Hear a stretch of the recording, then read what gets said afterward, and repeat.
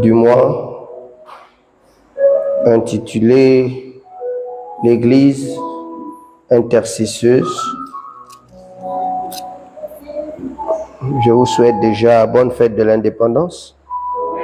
Amen. Asseyez-vous dans la présence de Dieu.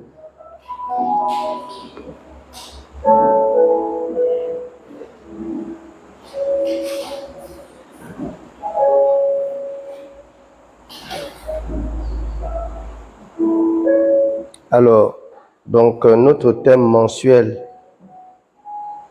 l'Église intercesseuse, et nous avons dans le cadre de ce thème débuté une série d'enseignements, les différentes sortes de prières. Nous avons dit que Éphésiens 6, 18 dit « Faites en tout temps par l'Esprit toutes sortes de prières et de supplications. Veillez à cela avec une entière persévérance et priez pour tous les saints. » Nous allons donc étudier 6 sortes de prières, dont la première, la prière de la foi, la prière de remise de fardeau, la prière de consécration, la prière d'intercession, la prière d'accord et la prière de l'Église. Baissons nos têtes. Éternel Dieu Tout-Puissant, merci pour la grâce ce soir que tu m'accordes. Merci pour l'honneur que tu me fais d'être l'enseignant de ce peuple. Merci Père Dieu Tout-Puissant pour l'opportunité que tu me donnes de les remplir de ta gloire, de ton honneur et des connaissances avec lesquelles tu vas te manifester et te mouvoir au travers d'elles. Merci encore de disposer nos cœurs à recevoir. Louange et gloire à toi au nom de Jésus. Merveilleux Jésus, nous disons Amen. Je veux exprimer mon désir, celui de t'adorer, mon roi, car tu es comme un étendard, comme un étendard, comme un étendard. Je veux exprimer mon désir, celui de t'adorer, mon roi, car tu es comme un étendard,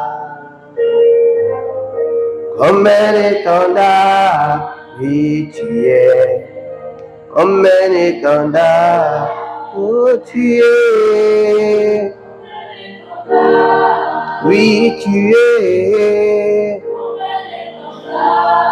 oh tu es, comme un étendard. Je veux exprimer mon désir, celui de t'adorer, mon Dieu, car tu es comme un étendard, oh tu es, oh tu es,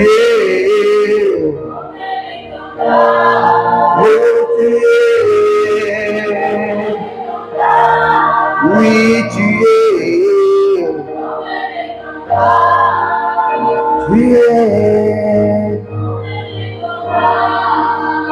tu es étendard.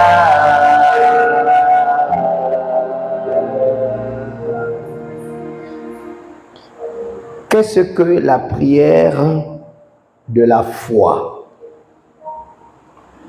Nous allons voir son identification, son application,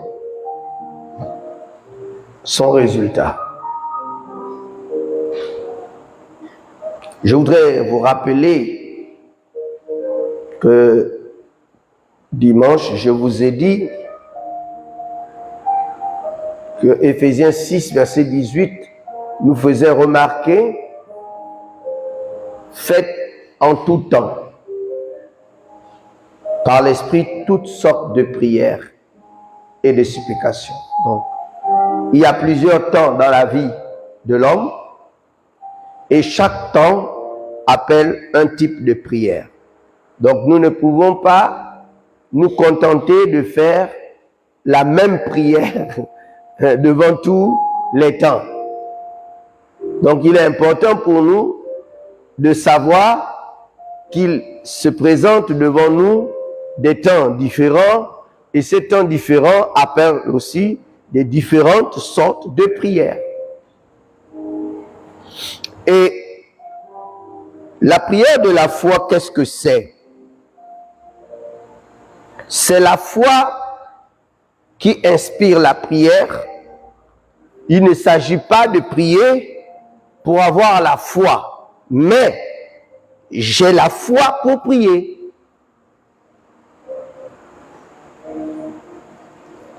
La prière de la foi, ce n'est pas faire la prière pour avoir la foi. J'ai la foi, c'est pourquoi je prie.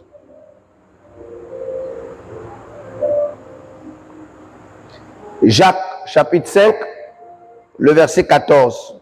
Je salue les internautes. Soyez bénis, vous qui nous suivez continuellement, chaque culte, chaque enseignement. Que la grâce de Dieu qui circule ici à Elim, Sereine Église de Manda, vous localise là où vous êtes. Et que vous aussi, vous soyez bénéficiaires des miracles et des guérisons qui se produisent dans ce lieu. Faites les gestes qui comptent.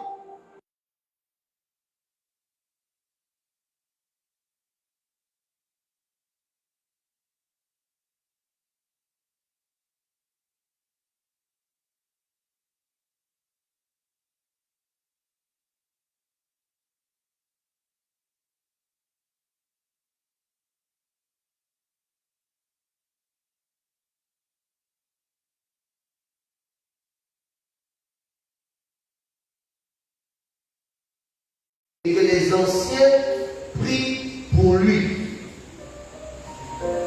en loignant d'huile au nom du Seigneur. La prière de la foi sauvera le malade et le Seigneur le relèvera. Et s'il a commis des péchés, il lui sera pardonné.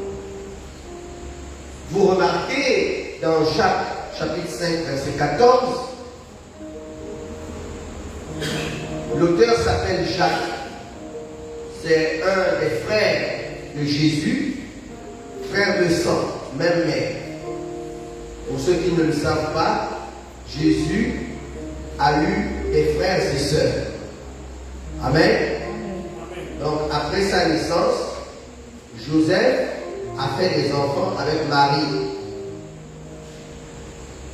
Et parmi ses frères, il y avait un qui s'appelait Jacques, un autre s'appelait Jules. Et donc, Jacques, un de ses frères, est devenu apôtre aussi. Et c'est lui qui écrit ici, le frère de Jésus. D'ailleurs, il était un grand leader de l'église, c'était lui le pasteur principal de l'église de Jérusalem. L'église que Dieu avait utilisé Pierre pour ouvrir à Jérusalem. Le pasteur de l'église de Pierre de Jérusalem était Jacques, le frère de Jésus. Amen. Alors, c'est Jacques qui dit, si quelqu'un est malade, qu'il aille voir les anciens de l'église. Donc les anciens, ce sont les pasteurs. D'abord, c'est les évêques, parce que le mot ancien ici renvoie à épiscopos, donc évêque. Mais dans l'ancien, on met aussi les pasteurs, et on met aussi ceux qui sont établis comme anciens d'église pour être le socle même, la sécurité de la maison. Alors, ici,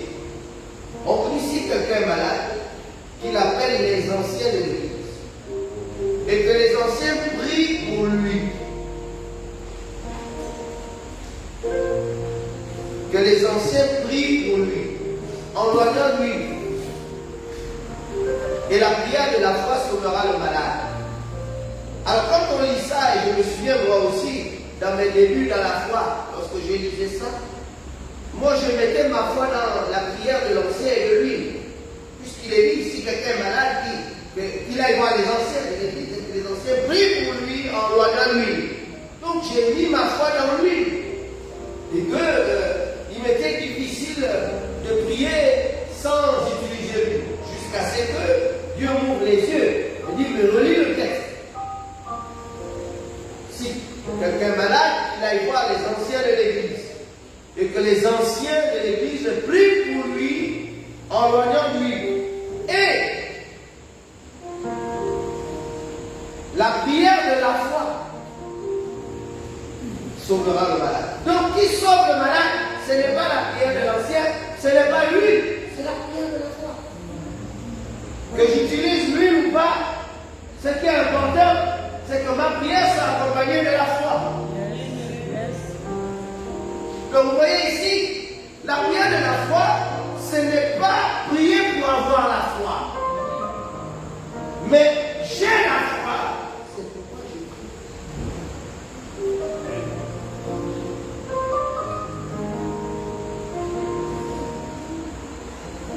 Comment identifier la prière de la foi? C'est dire ou proclamer ce que nous avons dans la assurance et fermeté. Comment identifier? La prière de la foi, c'est dire ou proclamer. C'est dire ou proclamer ce que nous avons dans la pensée avec assurance, conviction et fermeté. Une pensée te vient et tu la déclares avec assurance, avec fermeté.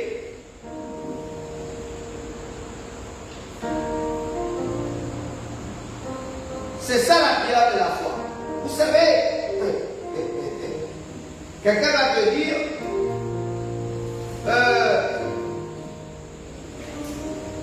tu ne réussiras pas. Pour toi, c'est une malédiction. Sauf que la personne qui le lit, ta maman qui dit, toi, ce que tu me fais, toi, c'est casse-toi. Ça va arriver. C'est pourquoi il faut surveiller la bouche des gens en colère.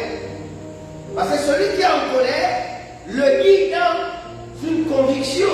Puisqu'il est en colère de ça, il le souhaite que ça vienne, ça arrive. Il le dit avec fermeté. Mais c'est pour ça que vous allez remarquer que nos vies vivent plus de malédictions que de bénédictions. Parce que nous proclamons nos bénédictions dans un sentiment de colère.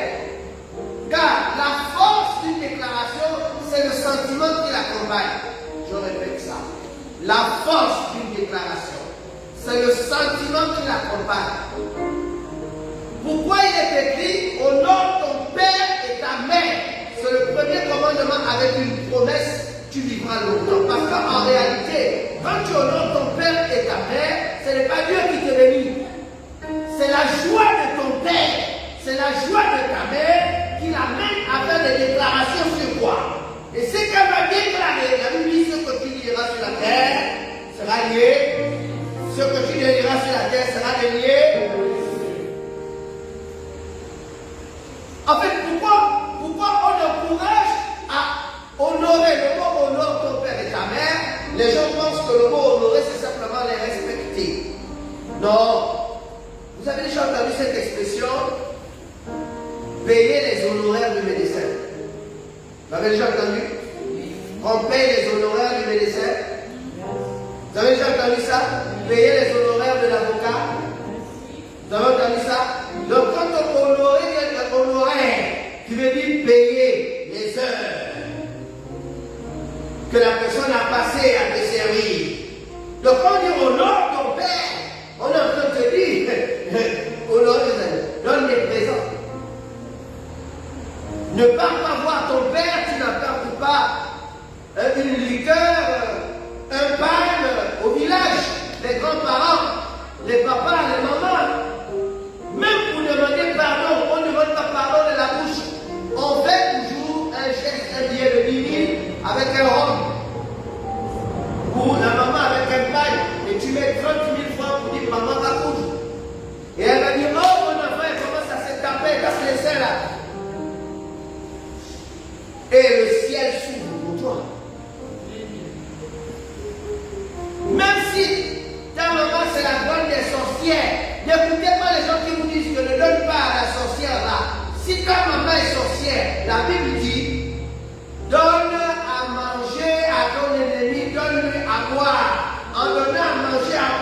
lui met des savoirs dans sa tête. On vous apprend à mal combattre en vous disant pendant le sorcier ne lui donne rien. Non! Il doit manger ta nourriture. Il doit boire. Il doit manger ton argent. Oh non, quand tu vas prendre ça, il va mener ça chez le féticheur. Non! Nous ne combattons pas comme les gens du monde. Les armes avec lesquelles nous combattons ne sont pas chargées. Ce n'est pas à toi de fuir le sorcier. C'est le sorcier qui doit te fuir. Il n'y a pas, c'est pas normal que c'est toi qui fuis le sorcier. C'est lui qui doit dire je ne veux pas ton argent, je ne veux pas manger ton argent, je ne veux pas. Donc la prière de la foi, c'est déclarer avec fermeté, avec une assurance, une pensée. Faites attention à vos pensées. Mais nous sommes plus emmenés à déclarer des paroles dans la colère que dans la joie. Pourquoi Isaac, qui a mis au monde son propre fils, dit: mon fils, prends tes armes, va à la chasse. Chasse-moi un gibier et prépare-moi un mets comme j'aime, que je mange, que mon âme se réjouisse et que je te bénisse. La bénédiction est accompagnée de l'émotion. Si tu es convaincu que quelqu'un a le pouvoir de te bénir, provoque chez lui l'émotion. Une émotion joyeuse. Il y a des gens qui coulent des larmes de joie. Et pendant qu'ils coulent des larmes de joie, ils te bénissent.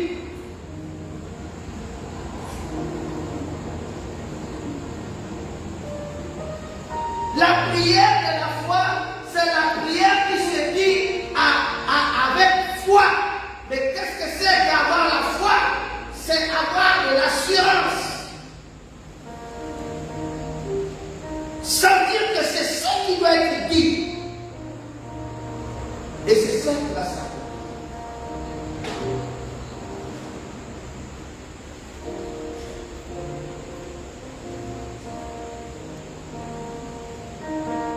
Corinthiens 4, verset 13.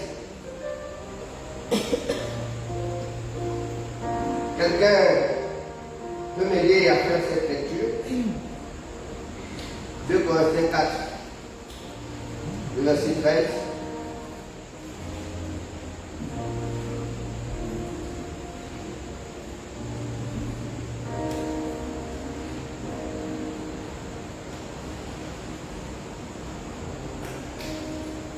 Et comme nous avons le même esprit de foi,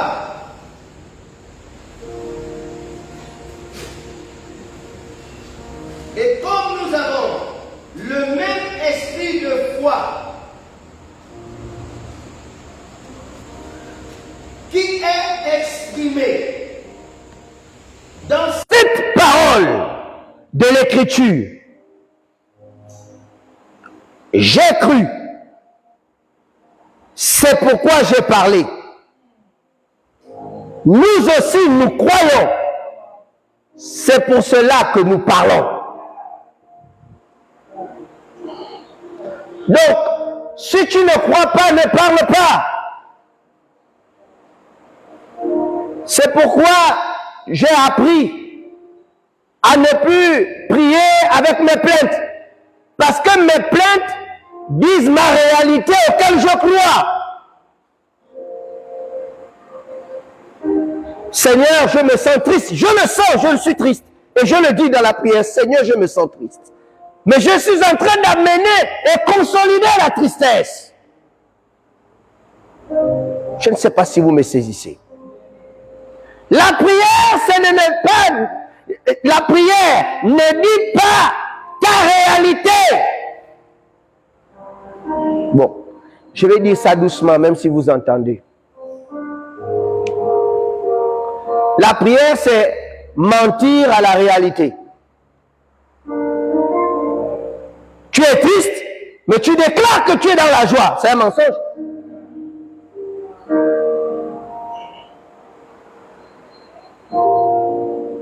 Amen. Si vous n'apprenez pas à dire le contraire de ce que vous vivez, je dis bien, dire. Ce n'est pas de penser, d'espérer, j'espère que non, dis-le. Ne sois pas dans ton coin, espérer qu'une chose arrive, déclare cette chose.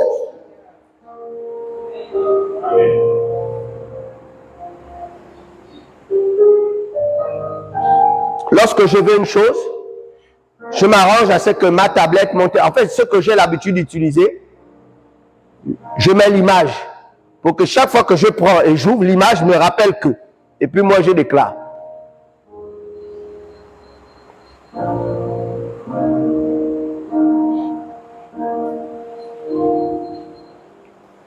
Je répète.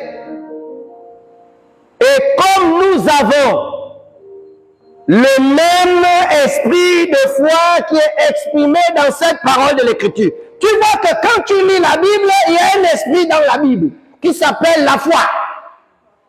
Ne pas lire la Bible, c'est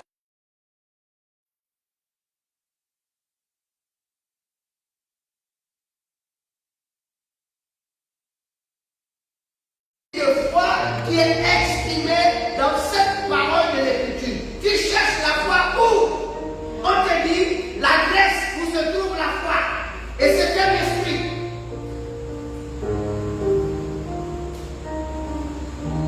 Puisque, et comme nous avons, c'est important de pouvoir décortiquer l'introduction. Vous savez que mon esprit d'enseignant, je m'arrête sur chaque élément. Donc on dit, et comme nous avons, celui qui parle affirme, il avoue qu'il a quelque chose, il dit, et comme nous avons. Donc il sait qu'il est possédé, il est habité par un esprit, et il désigne l'esprit de foi. Et comme nous avons l'esprit de foi, il affirme qu'il a l'esprit de foi. Il a un esprit en lui qui donne la foi. Donc, quand il déclare d'abord parce qu'il a l'esprit de foi en lui. Et comme nous avons l'esprit de foi qui est exprimé. Oh, merci Seigneur. Merci Seigneur. Cette précision qui est exprimée dans cette parole de l'Écriture. C'est pourquoi chaque fois que nous venons à l'église, nous ne vous lisons pas notre livre que la Bible, parce que le rôle de l'église, c'est de vous communiquer la foi. C'est pourquoi chaque fois que vous venez dans ma présence, que vous m'exposez un problème, je ne vais pas m'inspirer d'un autre livre, je ne vais pas m'inspirer d'un philosophe, je vais m'inspirer de la Bible, parce que l'esprit de foi est exprimé dans cette parole de l'Écriture, et que Dieu n'exauce que la foi.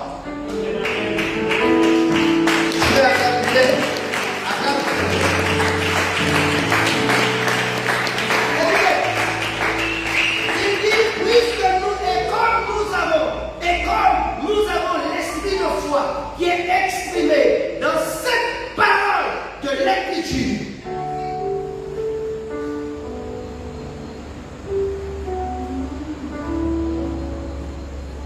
J'ai cru.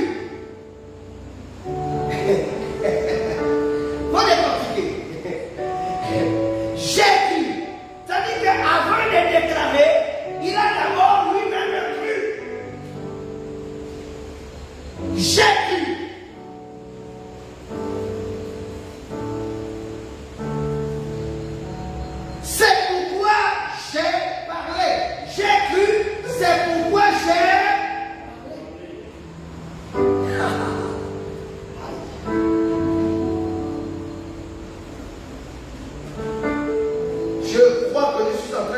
Des champions de la prière. Amen. Je peux déjà voir à partir de ça, vos vies être changées. Je peux voir la vie de Fabricia être transformée. Parce que je suis en train de vous faire découvrir que vous êtes des dieux.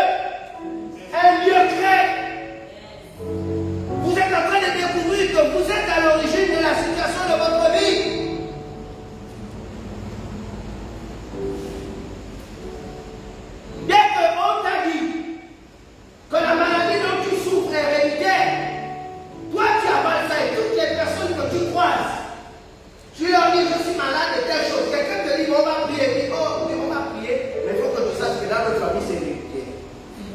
Tu crois en ça et tu déclares, tu viens déjà de mettre fin à la force de la prière de celui qui te propose de prier. Tu crois plus à ta malchance. Tu crois plus à ta condamnation de cette maladie. Tu es convaincu. Parce que tous les médecins les plus expérimentés, ou bien parce que tu as déposé tes dossiers partout dans la vie, et puis sur l'âge de toute la vie, il n'y a pas d'emploi, il n'y a pas de travail. Mais je me pose la question, comment se fait-il qu'il n'y a pas de travail pour toi et puis d'autres non? C'est comme quand on dit qu'il n'y a pas d'argent dans le pays, mais il y a des immeubles qui construisent. Mais finalement, comment vous me dites qu'il n'y a pas d'argent dans le Gabon, il n'y a pas d'argent pour procéder, c'est difficile, il n'y a pas d'argent. Mais pendant ce temps, les gens mettent le plein de carburant dans leur voiture, les gens sortent des voitures flambant neuves, en payant où tu dis qu'il n'y a pas d'argent. Il y a des gens qui construisent, tu dis qu'il n'y a pas d'argent. Attends, nous vivons dans quel monde? Ils vivent dans un monde de foi. Ils croient ce qu'ils font et ce qu'ils disent. Et toi aussi tu crois que tu es pauvre. Oh Seigneur, aide-nous. Aide-nous. La prière de la foi, c'est dire ou proclamer ce que nous avons dans la pensée, avec assurance, conviction et fermeté. Et comme nous avons les mêmes esprits de foi qui est exprimé dans cette parole de l'Écriture, j'ai cru. C'est pourquoi j'ai parlé. Nous aussi nous croyons. C'est pour cela que nous parlons. Alors, écoutez-moi bien. Écoutez-moi. Romains, le chapitre 10, le verset 17. La foi vient. Oui, la foi vient. La foi vient de ce qu'on entend. Pas de ce qu'on a entendu. La foi vient de ce qu'on entend. Qu'est-ce que tu entends? C'est parce qu'on rajoute de la parole de Dieu. La foi vient de ce qu'on entend vient de la parole de Dieu. Mais en réalité, on n'entend pas de la parole de Dieu. La foi vient de ce qu'on entend. Si en 7 jours, la semaine fait 7 jours, tu n'entends la parole que le dimanche, et du lundi au samedi, tu entends autre chose, tu vas avoir plus de foi dans ça que la parole de Dieu qui te parle une fois en une heure. C'est-à-dire que même quand je déborde ça, tout le monde se bouge. Mais en même temps, tu ne bouges pas. Quand ce que tu entends sur Facebook met des heures, tu es là, tablé. Ou bien tu es au travail avec un collègue qui raconte des histoires, et tu es là concentré, les heures passent. Ça ne te dérange pas, parce que l'oreille a le goût d'entendre ce que tu entends sur les vies des gens. Est-ce que tu es au courant? Tu es informé de ce qui se passe dans la ville. Ah bon, il y a quoi? Les oreilles ici. Mais si quelqu'un dit bon, on va partager la parole, il faut faire vite, tu sais, il y a du travail, on a. Vous voyez? Alors tu ne sais pas qu'en réalité, tu es en train de t'opposer à la foi. Tu ne sais pas que, sans le savoir, tu refuses d'entendre ce qui va te donner la foi de Dieu. Pour avoir la foi du monde.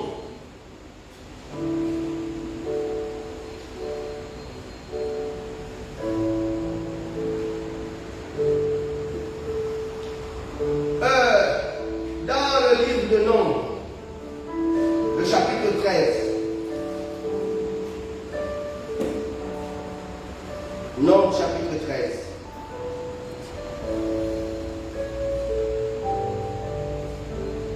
Nombres chapitre 13,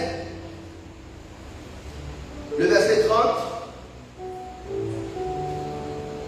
Caleb fit taire le peuple qui murmurait contre Moïse. Il dit, montons, emparons-nous du pays, nous y serons vainqueurs. Mais les hommes qui étaient allés avec lui dirent, nous ne pouvons pas monter contre ce peuple car il est plus fort que nous. Et ils décrièrent devant les enfants d'Israël le pays qu'ils avaient exploré. Ils dirent, le pays que nous avons parcouru pour l'explorer est un pays qui dévore ses habitants. Tout ce que nous y avons vu sont des hommes d'une haute taille. Et nous y avons vu nous étions à nos yeux et aux leurs comme des sauterelles. Bon, je vous fais remarquer ici deux déclarations pour une même vision. Je répète ça. Deux déclarations pour une même vision. Caleb et ses opposants ont été envoyés ensemble aller explorer Canaan. Ils étaient 12. Quand ils sont revenus, ils ont rendu le même témoignage en disant que le pays est beau, qu'il y avait des fruits, que à la vérité, tout ce que Moïse a prophétisé sur Canaan est vrai. Mais, aïe, aïe, aïe, un maire rentré, 10 ont commencé à dire, mais, nous ne pouvons pas nous emparer de ce pays. Parce que c'est un pays qui dévore ses habitants. Nous sommes à nos yeux et aux leurs. Ouais, ils avaient la foi de ce qu'ils disaient. Ils disent, nous avons à nos yeux et aux leurs. Ils avaient la foi. Nous étions à nos yeux et aux leurs comme des sauterelles. Ils l'ont déclaré. Ils ont précisé à leurs yeux d'abord. Ils se voyaient déjà sauterelles. Mon ami, la façon dont tu te vois devant ton adversaire a déjà déterminé l'issue de la situation. Dis-moi comment tu te vois devant ton adversaire, c'est-à-dire ton dossier que tu as introduit. Si tu as introduit un dossier, tu commences à trembler. Tu commences à se dire comment ça va se passer. Tu as déjà peur. Tu as introduit une demande et tu commences déjà à tourner en rond. Tu tournes en rond. Comment ça va se passer? Oui, je connais le bouton là. C'est fini. Et puis, Caleb, qui a vu la même chose, qui a vu les mêmes géants, soi-disant, les mêmes enfants d'Anak, le même pays qui dévore ses habitants. Caleb a vu la même chose. Mais lui, il a décidé de dire, lèvons-nous, emparons-nous de ce pays. Nous y serons vainqueurs. Conclusion. Nombre 14. Verset 24. Nombre 14, verset 24. Conclusion. Regardez le verset 24. Et, ça c'est Dieu qui parle. Dieu dit à Moïse, et parce que mon serviteur Caleb, et parce que mon serviteur Caleb a été animé.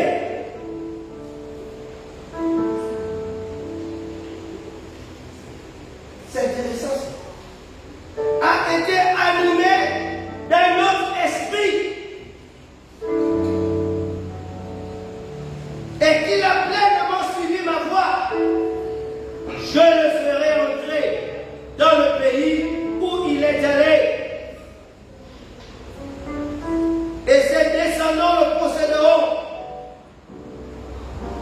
De quel esprit était-il animé et qui était différent? L'esprit de foi qui est exprimé dans cette parole de l'Écriture. Caleb faisait partie des 12 espions que Dieu avait demandé à Moïse d'envoyer à Canaan. Ça veut dire qu'ils se sont retrouvés les 12 en rang devant Moïse, leur donnant l'instruction. Nombre 13, verset 1. L'Éternel parla à Moïse et dit, envoie des hommes pour explorer le pays de Canaan. Je suis au verset 2. Que je donne aux enfants d'Israël.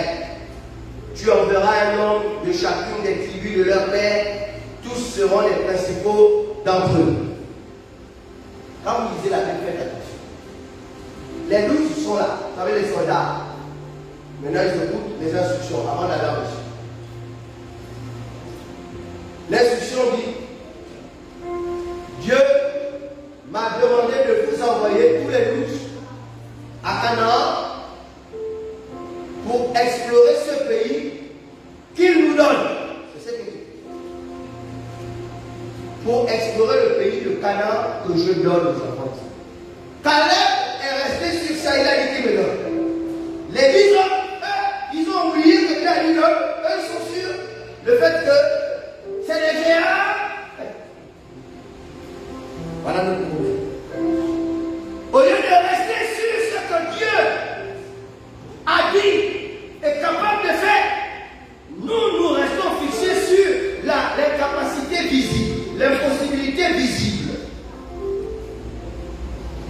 Et nous déclarons ce qui va nous donner la défaite. Nombre 14, verset 28. Vous vous souvenez que nous étions au verset 24. Dis-le, je suis vivant. Dis l'Éternel. Bon, je vais même commencer au verset 27. Même verset 26 d'abord, pour que vous compreniez. L'Éternel parla à Moïse et dit à Aaron, jusqu'à quand laisserai-je cette méchante assemblée murmurer contre moi? Où est ce qui détruit l'église? C'est les murmures. Ce qui détruit une famille, c'est les murmures. Ce qui détruit la vie de quelqu'un, c'est les murmures. Parce que les murmures sont inspirés par ta conviction, par ta foi. Il dit jusqu'à quand laisserai-je cette assemblée murmurer contre moi? J'ai entendu, regardez, il dit, j'ai entendu les murmures des enfants d'Israël qui murmuraient contre moi. Dis-le, je suis vivant, dit l'Éternel, je vous ferai ainsi, comme vous avez parlé à mes oreilles. Vos cadavres tomberont dans ce désert, vous tous dont avez le dénombrement, en vous comptant depuis l'âge de 20 ans et au-dessus, et qui avez murmuré contre moi. Vous n'entrerez point dans le pays que j'avais juré de vous faire habiter. Est-ce possible que Dieu jure de quelque chose et il se répand de ce qu'il a juré parce que nous avons déclaré le contraire?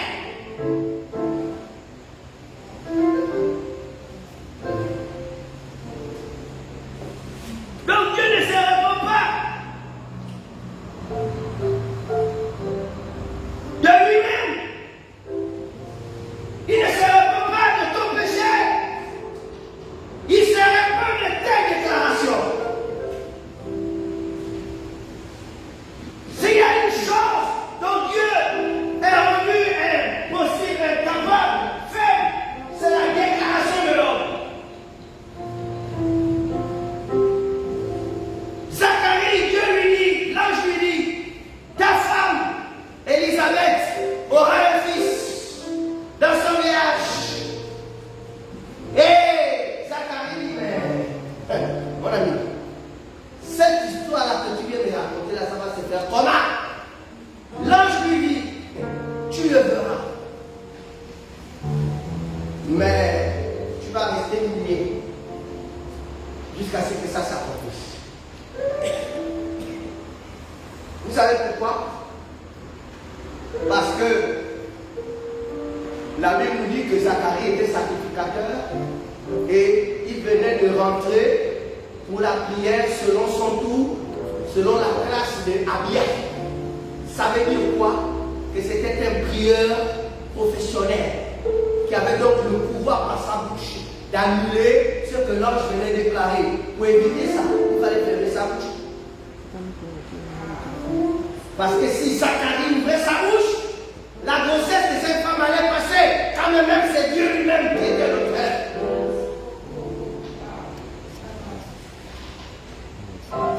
Voilà comment on a prié pour quelqu'un, la chose a débuté et elle a avorté. Parce que dans ta tête, tu commences à te dire, ah c'est là, et puis je dis, oh, ça a marché. Oh, j'espère que ça va se passer comme les autres fois. Et puis, attends, je vais devoir attendre après 3 mois, parce que j'ai remarqué que souvent, c'est au moment où c'est 3 mois et puis ça passe. Oui, on est traumatisé et on commence à avoir des déclarations des trucs. Je le dis pour ça, mais je le dis pour beaucoup de choses, en fait. C'est juste l'exemple là qui m'est venu, mais en réalité, dans tout ce qu'on fait, on a déjà vécu une expérience négative et puis on s'en revient. Tu vas déposer le dossier dans une entreprise et tu dis que passer encore comme la dernière fois. On te reçoit et puis on te dit, on va t'appeler, tu dis, ah voilà, voilà, c'est toujours ça. On met toujours ça. Mais tu dis, là, quand tu vois la série, c'est fini.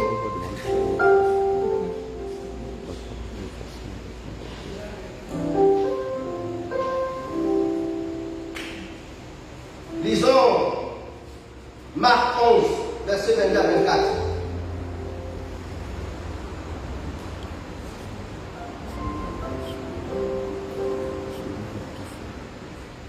Jésus prit la parole et leur dit, ayez foi en Dieu.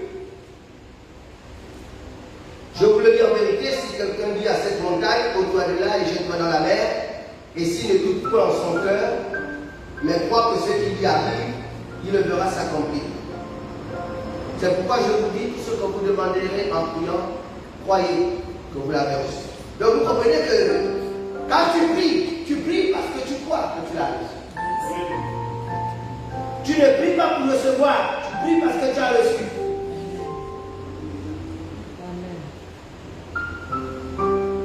Je décortique, verset 22. Ayez foi en Dieu. Jésus prit la parole et leur dit, ayez foi en Dieu. Cela signifie, mettez votre espoir en Dieu. Faites-lui confiance. Je vous ai dit au début de ces enseignements sur la prière, je vous ai dit que la force de la prière réside dans le fait que tu sois conscient de l'existence de Dieu.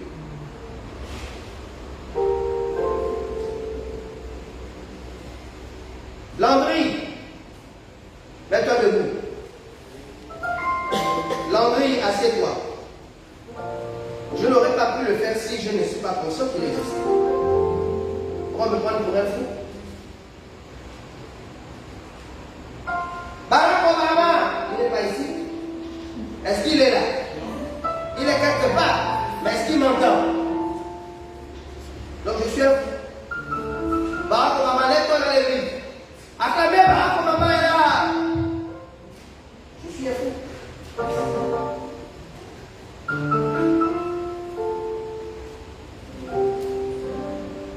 Dieu doit être vivant dans ton esprit.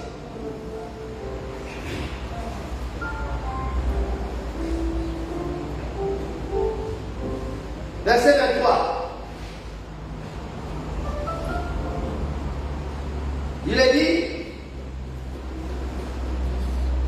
je vous le dis en vérité, si quelqu'un dit à cette montagne, si quelqu'un dit à cette montagne, si quelqu'un dit, comment tu vas dire à la montagne? Mais on te dit, normalement tu ne peux pas dire à la montagne. La montagne n'a pas des oreilles. La montagne, c'est un caillou, c'est un amas de cailloux. Mais Jésus lui-même te défie et te dit, dis à la montagne. Ça veut dire, dis à la chose qui semble être impossible. Dis.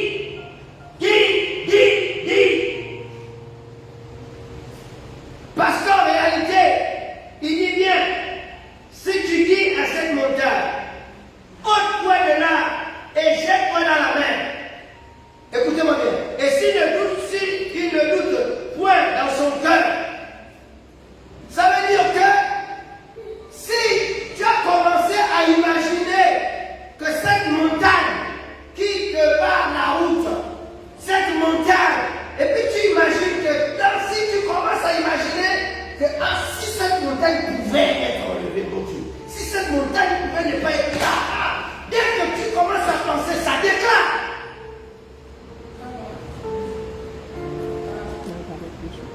C'est-à-dire que déclare ton souhait, déclare ton rêve. Si tu dis à cette montagne, ôte-toi de là et jette-toi dans la mer, c'est-à-dire, dis la chose avec précision. Qu'est-ce que tu veux? Qu'est-ce que tu veux? Je veux 10 millions, c'est pas bon, je veux 10 millions, mais c'est pas facile. Seigneur, si tu peux me donner au moins 1 million, je vais essayer par ça. Non. Dis à cette montagne, ôte-toi de là et jette-toi dans la mer. C'est impossible. Comment on peut dire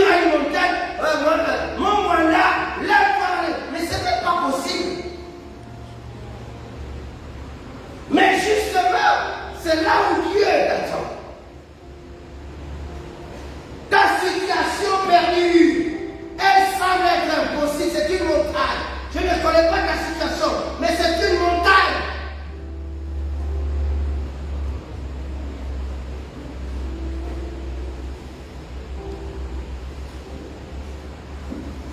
Il dit, s'il ne doute pas en son cœur, c'est le sentiment qui se dégage du cœur qui compte.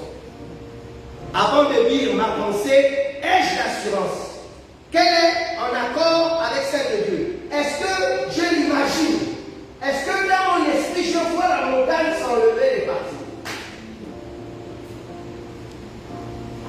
Est-ce que c'est mon souhait? Est-ce que je le souhaite de tout mon cœur?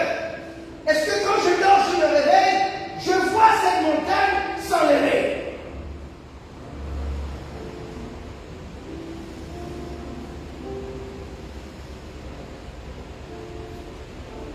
Et il poursuit et il dit, mais crois que ce qui lui arrive, mais crois que ce qui lui arrive, mais crois que ce qu'il dit, mais crois que ce qu'il dit, écoutez-moi, mais crois que ce qu'il dit. Donc il dit parce qu'il croit, mais crois que ce qu'il dit. Donc il ne dit pas pourquoi. Beaucoup d'entre nous, nous disons pourquoi. Je me convainc, j'ai la foi, je crois, ça va se passer. Je le crois, je le confesse, ça va se faire. C'est qui a fait le combat avec ça. Mais l'autre, c'est pas la même chose. Il voit la chose et il déclare, il dit c'est ça. Mais crois que ce qui lui arrive, il le verra s'accomplir. Il le verra s'accomplir. Tu verras s'accomplir ce que tu as déclaré avec foi et non pas ce que tu déclares pour avoir la foi. C'est pourquoi je vous dis, tout ce que vous demanderez en priant, croyez d'abord. Avant de demander, croyez d'abord. Et vous le verrez ça. Son application. Dans 1 Roi 17,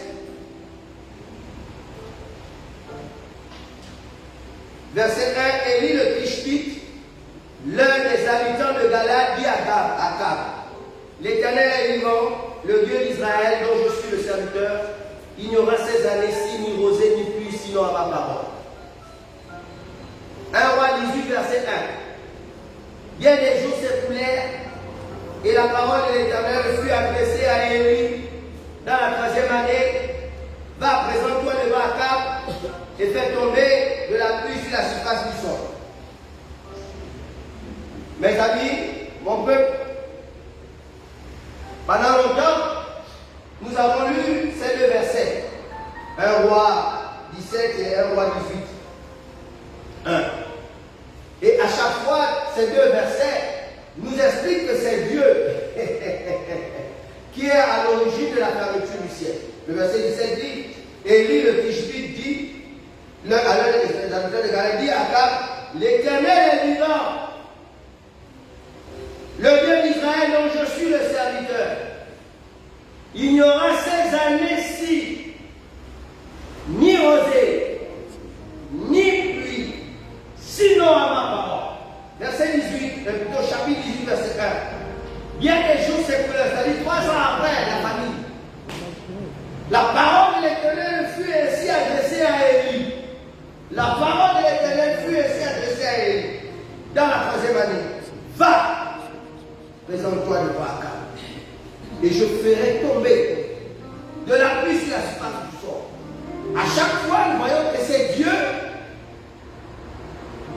Mais Jacques vient nous révéler quelque chose que nous ne savons pas, que roi ne nous explique pas. Vous savez, la Bible est vaste. C'est pourquoi vous ne pouvez pas lire la Bible de vous-même. Il vous faut un guide. Vous devez apprendre à lire la Bible. Et je regrette que vous ne l'utilisez pas suffisamment pour vous apprendre à lire la Bible. On vous dit seulement lisez, lisez. Non, la Bible est une méthodologie.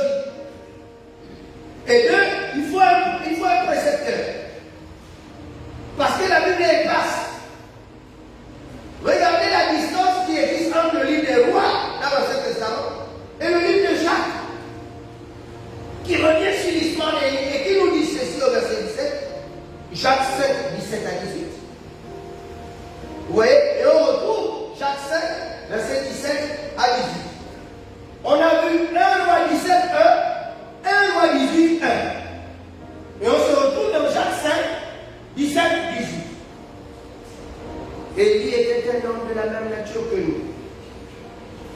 Il pria avec instance pour qu'il n'ait plus point.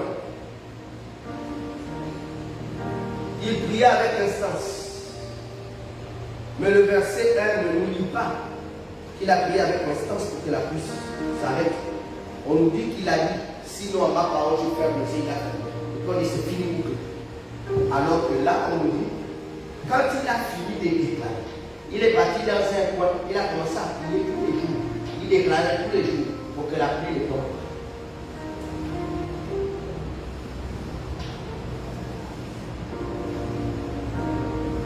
Élie était un homme de la même nature que nous. La précision est de taille. Vous qui magnifiez Élie, le grand prophète, on précise qu'il était de la même nature que nous. Qu'il n'était pas plus vieux que toi. Qu'il n'avait rien de plus que toi. Il était un homme de la même nature que toi et moi. Mais il savait manier la bouche. Il savait manier la prière de la foi. Il ne tomba point de pluie sur la terre pendant 3 ans et 6 mois. Donc c'est un homme sur la terre qui a maudit le ciel pendant 3 ans et 6 mois. Jacques, plutôt, roi nous dit que c'est l'Éternel. Jacques nous dit que l'Éternel a composé avec un homme sur la terre. C'est pour vous dire que les malheurs qui nous arrivent, même si ça vient de Dieu, ce sont des hommes qui nous font subir cela.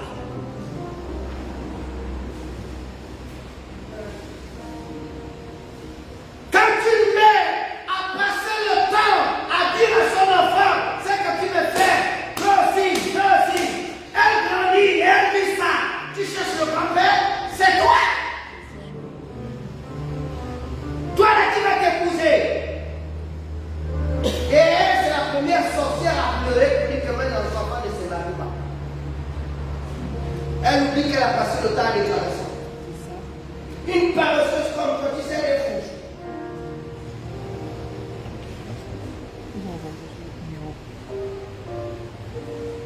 L'enfant vient avec des notes. Qui sait que finir mon lit? Regardez comment la tête de la tortue. Elle paye ta comme toi. Tu ne vas rien faire de ta vie. Elle dit ça, elle dit tu ne vas rien faire de ta vie. Ne dites pas ça aux enfants. Même s'il est nu, archi nu, dis c'est le plus intelligent. Viens ici avec ta tête. Je dis que tu es intelligent. Le 0 là, je convertis cela avec un 1 devant 10 ou un 2 devant 20.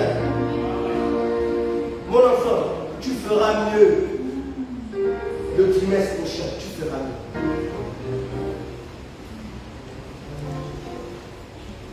Vous avez vu quel chicote augmenter l'intelligence d'un enfant?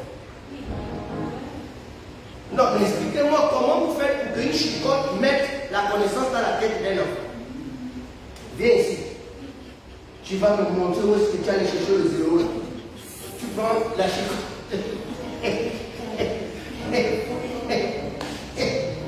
Pour finir le compte de l'enfant. C'est tout ce que tu vas faire.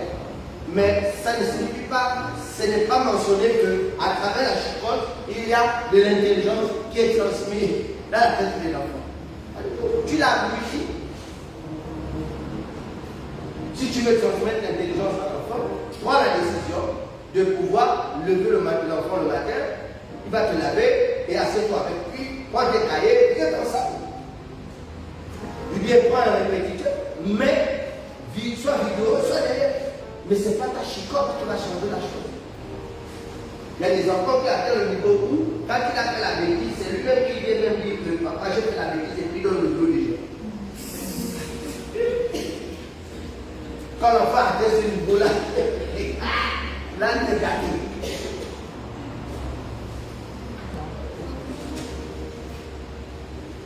Lorsque tu as la prière de la foi qui t'attrape. Cette prière t'amène à déclarer ce en quoi tu crois jusqu'à ce que la chose existe.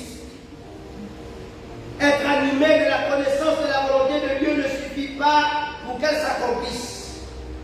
Il faut, par la proclamation, appeler l'information à l'existence. Il faut, par la proclamation, appeler l'information à l'existence. Je vous ai dit jeudi dernier que le plus grand convosseur de la terre, c'est Dieu lui-même. Et qu'il cherche nos pensées pour venir nous donner des informations. Il veut pénétrer nos pensées parce qu'il ne peut pas réaliser ce qu'il a sur la terre sans la proclamation. Donc il cherche des bouches. Je vous ai dit ici que le rêve, c'est le terrain favori de Dieu et du diable. Ne racontez pas tous vos rêves. La raison d'être d'un rêve, c'est pour que tu les déclares et que ça vienne à l'existence.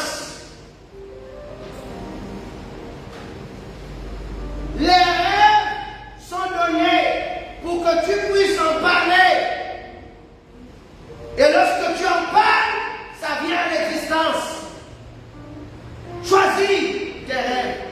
Je te dis, choisis ce que tu veux raconter.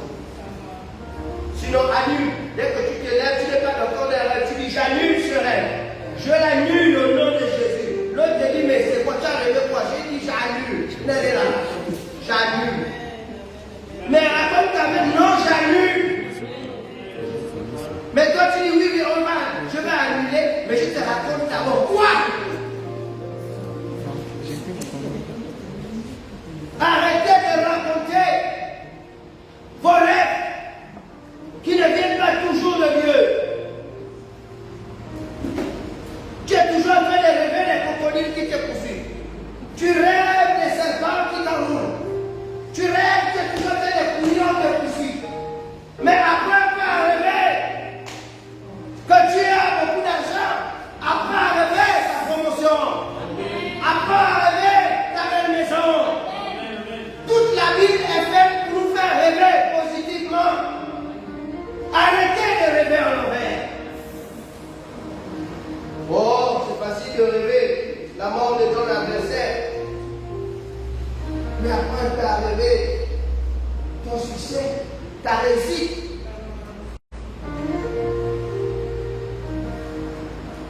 On nous a raconté que le pont de Para, le pont en liane, c'est un vieux grand-père qui était fatigué de voir les pirogues chavirer et tuer les villageois, qu'un matin il s'est réveillé avec un rêve. Il a eu ce pont en rêve. Et il est venu expliquer aux jeunes de couper la laine et il a fait comme il a vu dans le rêve. Quand est-ce qu'il y aura ton rêve qui invente les choses? Pourquoi vous les chrétiens, vous ne voyez que ça? Oh, j'ai rêvé, j'ai vu on tirer les fusils partout. C'était difficile, là. Laissez ça au nom de Jésus. Qu'ils aillent tirer dans le bon camp, pas chez moi.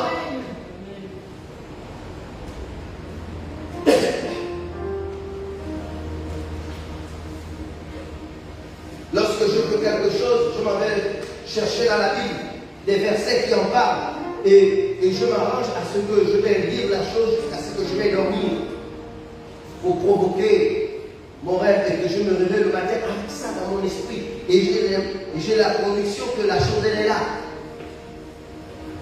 Jacques nous informe que c'est Élie qui a, par cette prière, amolli le ciel.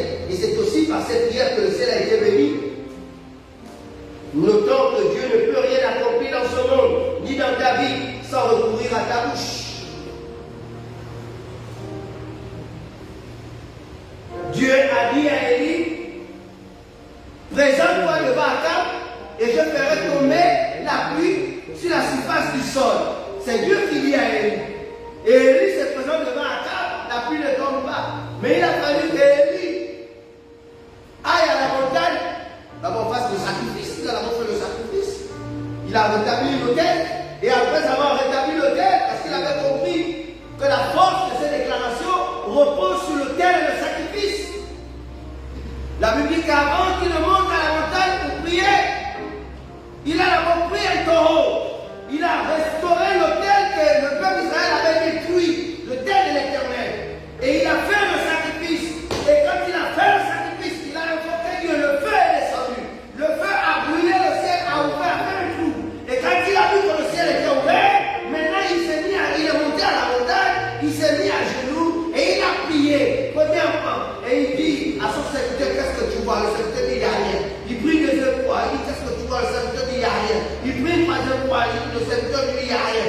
une quatrième fois, une cinquième fois, une sixième fois, jusqu'à 7 fois. Il ne s'est pas laissé décourager par celui qui est à côté pour lui dire rien. Il y a toujours quelqu'un à côté de toi qui va te dire, mais tu continues à prier pour ça, mais rien ne se fait. Il y a les délais qui vont te dire, mais les délais s'approchent, il n'y a rien. La situation, mais ça, il n'y a rien. Tout est autour de toi pour te dire, il n'y a rien. Mais toi, si tu vas répondre, tu vas répondre à un supplie, tu déclares.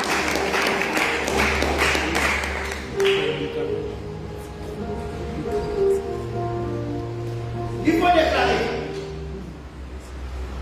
Alléluia.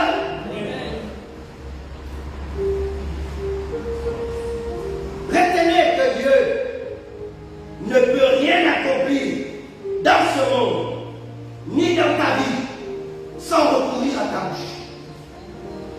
Je le répète, Dieu ne peut rien accomplir dans ce monde, ni dans ta propre vie, sans recourir à ta bouche. Utilise ta bouche comme un instrument de Dieu dans ta vie. D'ailleurs, pendant que je parle, ce n'est pas dans mes notes, je vois Matthieu 12, à partir du verset 34, 35, 36 et 37, où Jésus dit ceci, que, race de vipères, comment pourriez-vous dire des bonnes choses, méchants comme vous l'êtes? Car le monde tire des bonnes choses de son bon trésor et l'homme mauvais tire des mauvaises choses de son mauvais trésor. Car c'est de l'abondance du cœur que la bouche parle.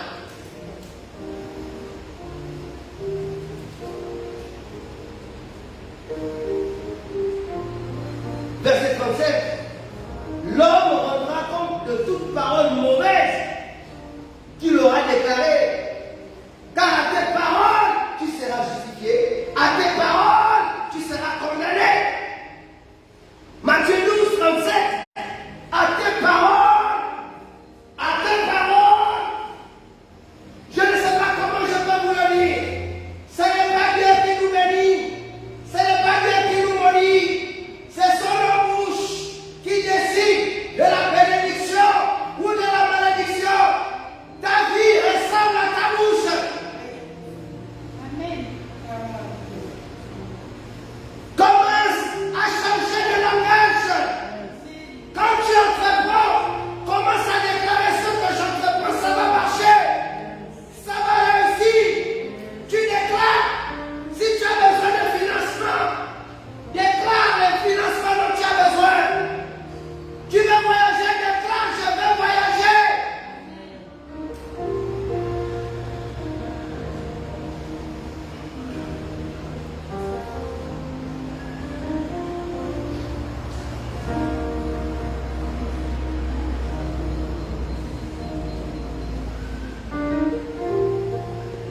Jérémie 1, 7. Et l'Éternel me dit, ne dis pas, je suis un enfant, car tu iras vers tous ceux auprès de qui je t'enverrai, et tu diras tout ce que je t'ordonnerai. Voilà pourquoi nous sommes amis de Dieu. C'est pour pouvoir dire les paroles que Dieu nous met dans la bouche. Élie s'est mis à prier après avoir reçu la parole de Dieu. De même, lorsque nous lisons la parole de Dieu, nous devons la méditer et prier pour que ce qui est écrit s'accomplisse. N'attendons pas toujours une révélation surnaturelle. La parole de Dieu écrite est largement suffisante pour nous inspirer la prière adéquate. Dans le Timothée 3, 16, toute écriture est inspirée de Dieu et utile pour enseigner, pour convaincre, pour corriger, pour instruire dans la justice. Les gens cherchent les révélations. Lis ta Bible, Dieu est dedans. Pour les novices, lisez le livre des gens tous les jours. Chaque jour un chapitre.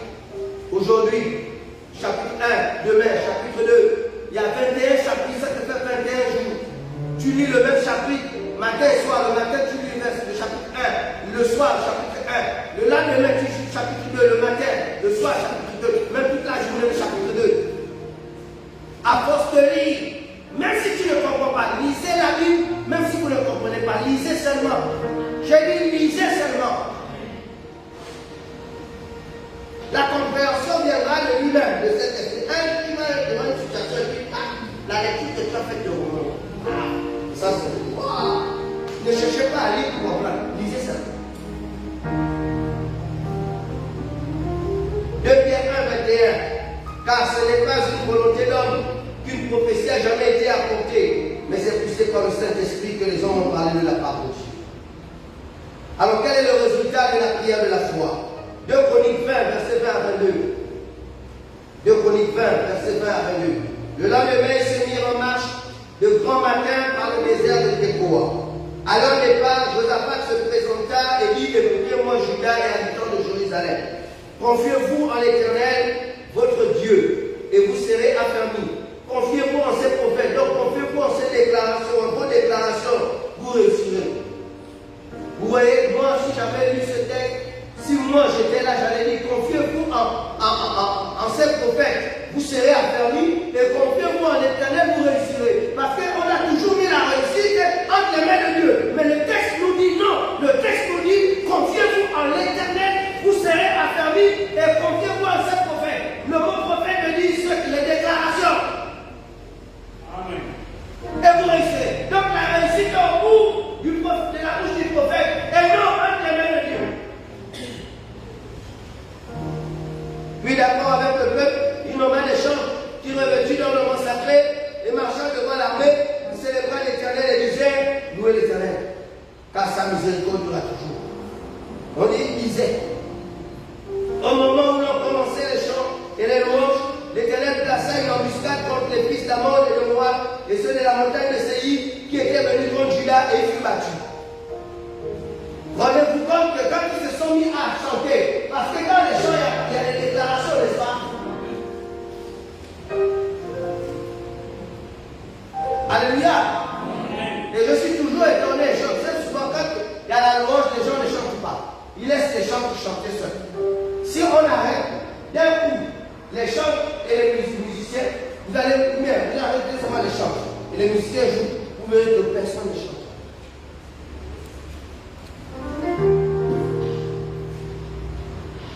Tu es venu avec ta tristesse. Force-toi de déclarer. C'est ça qui va faire partie de la vie. Répétez les chansons. Faites un effort. Ne restez pas là, les autres chantent, vous ne chantez pas. Chante, même si tu n'as pas envie. Là, ce n'est pas la question d'avoir envie. Fais. Il faut vous surveiller. Si quelqu'un ne chante pas, il chante. C'est pour l'aider. Chante. Mais tu es là. Les autres chantent. Tout à l'heure, j'ai chanté, j'ai regardé, certains ne chantaient pas, ils étaient là. Même s'ils connaissent la chanson. Si tu poses la question: oh, j'ai pas envie, mais j'écoute, ça me touche. Déclare, n'écoute pas seulement, déclare. Parce que tu t'associes à l'assemblée des voix, 20, 30, 100 personnes, et déclare la même chose. Tu amènes l'atmosphère. Le peuple dans ta bouche.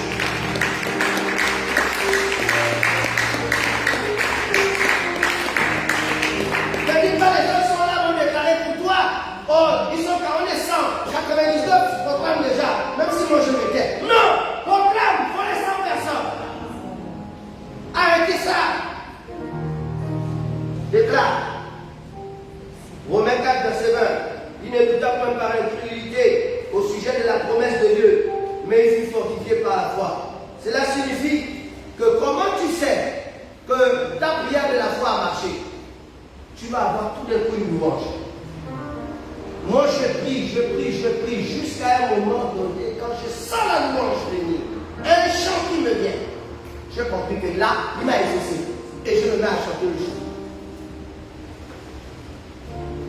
Et quand vous êtes un groupe de prière, apprenez à avoir toujours un livre.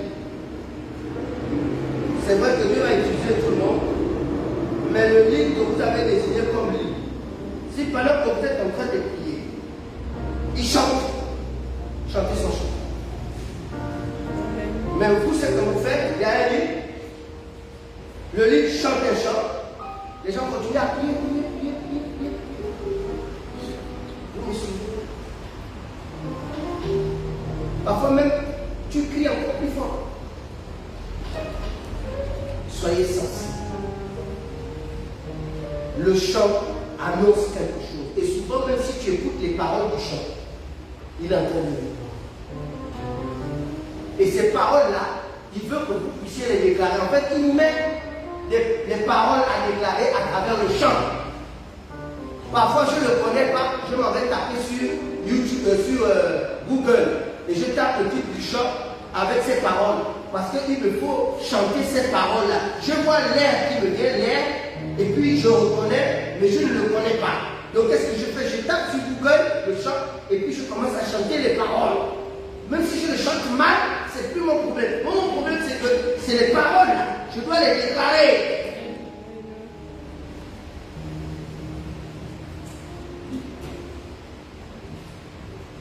La prière de la foi est suivie d'un désir profond de louer Dieu. C'est-à-dire que si je pense avoir prié avec foi, elle doit se terminer avec une sensation irrésistible de louer Jésus-Christ. Et ceci parce que la louange était un stimulant pour l'Esprit de Dieu en mouvement. Vous avez vu? Au moment où ils ont commencé à louer, Dieu s'est mis en mouvement pour aller mettre maintenant les adversaires en déroute. Sachez que la louange est un stimulant. Il stimule Dieu. Louez. N'ayez pas honte de chanter. Lorsque j'ai envie je me lève pour prier et puis j'ai le sommeil, je commence à chercher le chant, je vais chanter pour que ça me réveille. Et quand je chante, je sens l'esprit qui m'habite. Quelque chose qui me vient dans mon corps. Et là, je comprends qu'il est venu m'aider à prier. On ne peut pas prier seul. On a besoin d'être aidé. Romains 4, verset 20. Il est du capot je l'ai cité. La prière de la foi, c'est d'avoir la foi pour prier et non prier pour avoir la foi. C'est la proclamation d'une pensée animée des sentiments de conviction, d'assurance et de fermeté. Enfin, elle se conclut par une expression irrésistible de joie qui s'est traduite par des louanges adressées à Dieu. Je répète, résumé de mon enseignement. 1. La prière de la foi, c'est avoir la foi pour prier et non prier pour avoir la foi. 2. C'est la proclamation d'une pensée animée des sentiments de conviction, d'assurance et de fermeté. 3. Enfin, elle se conclut par une expression irrésistible de joie qui s'est traduite par des louanges adressées à Dieu. La Bible nous dit, dans le livre de Actes des Apôtres, au chapitre 13, ceci. Acte 13, Acte 13, Acte 13, Acte 13, Acte 13. Mon temps est terminé.